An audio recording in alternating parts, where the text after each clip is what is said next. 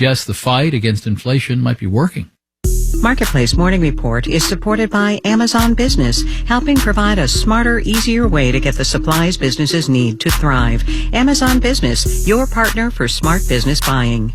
And by Otter.ai. Otter's AI meeting assistant automatically takes live meeting notes, captures slides, generates summaries, and assigns action items. More at Otter.ai. Remember exactly where you were when the World Wide Web was invented? It's generally accepted it was 1989. Where were you when generative artificial intelligence got dropped on the world? The ChatGPT prototype was launched just this last November 30th. It's changing schools. I heard an 11-year-old going on this week about how ChatGPT does his homework for him. It's changing workplaces, and to what extent it'll enhance jobs or destroy them will be a major workplace story of this era. And the real-world data on this last point are just beginning to trickle in. Joining us with more is Marketplace's senior economics contributor, Chris Farrell. Hey, Chris. Good morning, David. This study looked at how AI played out at an actual Fortune 500 company. And that's what's really striking about this study. So it's Generative AI at Work. It's by 3 scholars, 2 from MIT, 1 from Stanford.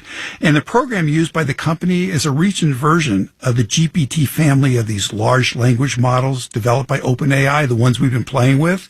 So this Fortune 500 company, it provides business process software, and it uses AI to work with its more than 5,000 customer support agents. Well, let's hear more about that, right? This is a pretty fast turnaround study.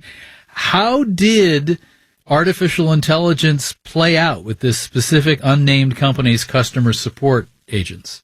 Okay, so it monitors the customer chats, and it provides the agents with real-time suggestions for how to respond to customer queries. Now, the AI setup is to support agents. The agents are responsible for the conversation, and just like a colleague, they're free to ignore the AI prompts and input. And if this stuff is worth anything at all, it would have increased their productivity. Is that what they found? That's what they found. AI boosted productivity on average by about 14%. And that's measured as an increase in the number of chats an agent can resolve in an hour. So I think numbers like this, David, they're just going to convince more and more companies to adopt AI. And as far as the scholars know, by the way, theirs is the first systemic look at the impact of AI on workers in real time. All right. But not show-stopping. Give me something that'll stop traffic here from that study. All right. The most striking result to me and to the scholars is that AI disproportionately improved the work performance of less skilled and less experienced workers. AI also helped these workers raise their job skills fast. So they find suggestive evidence, and I quote, AI recommendations lead low-skill workers to communicate more like high-skill workers. Right. And in economic terms, this increased productivity for lower skilled workers could, if any of the benefits are ever passed through to their paychecks, help raise their standards of living. Well, it's a suggestive idea. Now, the scholars are very clear. They don't get into the bigger issues, but their calculation, David, that less skilled workers could be a major beneficiary of AI, that's really something to think about. Chris Farrell, Marketplace's senior economics contributor, thank you very much. Thanks a lot, David.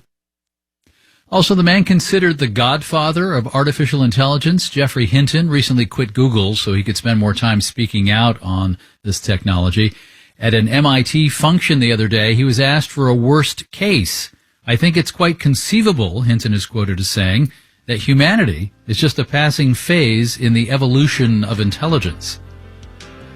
Our executive producer is Kelly Silvera. Our digital producer is Jarrett Dang. Our engineers are Jessen Dueller and Nick Esposito.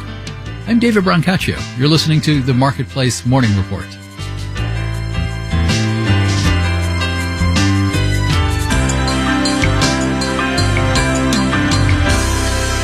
From APM, American Public Media.